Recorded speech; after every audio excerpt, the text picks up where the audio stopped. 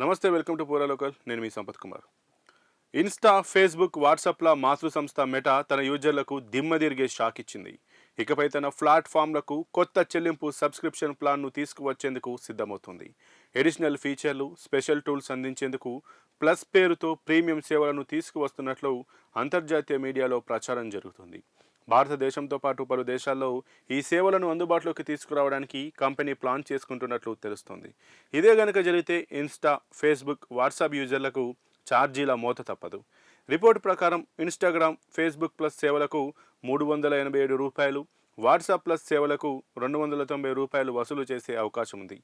అయితే మన దేశంలో వీటికి సంబంధించి ఇంకా అధికారికంగా ఎటువంటి ప్రకటన రాలేదు.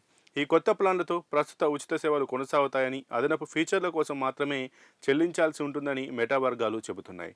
కొత్త ఫీచర్లలో ఇన్స్టాగ్రామ్ ప్లస్, స్పెషల్ ప్రొఫైల్ థీమ్లు, కస్టమ్ ప్లాన్లు, స్టోరీ కంట్రోల్ ఫీచర్లు, లోతైన అనలిటిక్స్ అందుబాటులోకి రావచ్చని తెలుస్తుంది.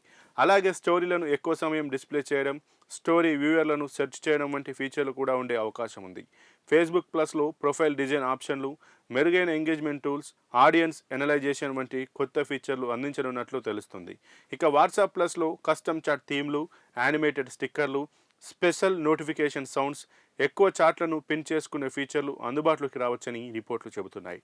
అయితే ఈ సబ్స్క్రిప్షన్ సేవలపై మెటా ఇప్పటి వరకు అధికారిక ప్రకటన చేయలేదు.